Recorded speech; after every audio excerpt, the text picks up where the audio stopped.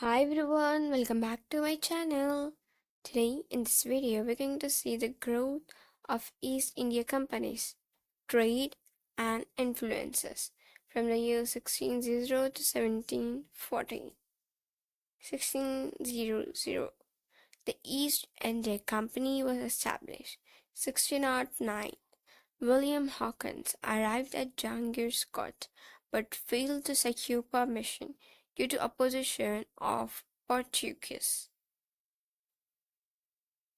1611, Captain Middleton obtained the permission of the Mughal governor of Surat to trade there, also started trade in Masulipatnam. 1630, a factory of East India Company was established at Surat. 1615, the company established its first factory in the south in Masulipatnam.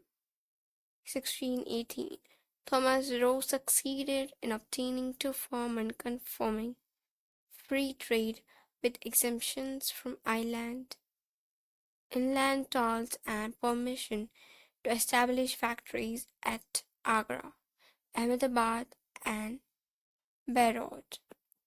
1632, the company got the golden foreman from the Sultan of Golconda, which ensured safety and prosperity of the trade.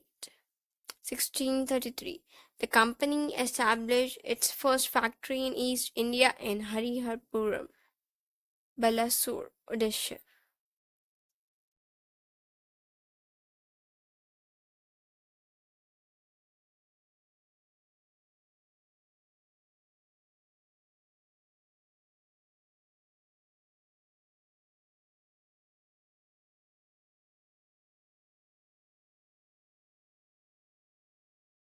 1639, Madras was given by the Chandranagiri chief of English, and soon Madras with the Fort St. George replaced Masulipatnam as the English headquarters on the east coast.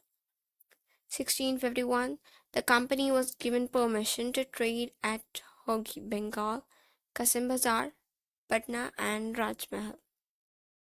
1662, the British King Charles II was given Bombay as dowry for marrying a Portuguese princess, Catherine of Braganza. 1667, Aurangzeb gave the English a farman for trade in Bengal. 1687, Bombay was made the headquarters by shifting the seat of the Western Presidency from Surat to Bombay. 1691, due to some conflicts, Mughal raided Hooghly. Then Job Charnock negotiated with Mughals for return to Sultanate in the year 1695. The company got the imperial order to continue their trade in Bengal in lieu of payment Rs 3,000 a year. 1700, the city of Kolkata grew from the development of three villages, Sultanate, Gobindapur, and Kalikata, secured from the Mughal governor of Bengal.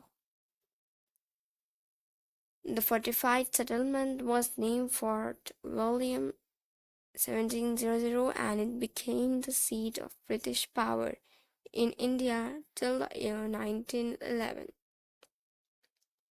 1770, the Mughal Emperor Farooq issued a farman called Magna Carta of the company, giving the company a large number of trade concessions in Bengal, Gujarat, and Hyderabad.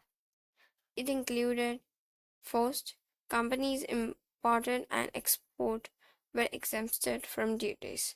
Second, permission to issue dastakas for transportations of goods.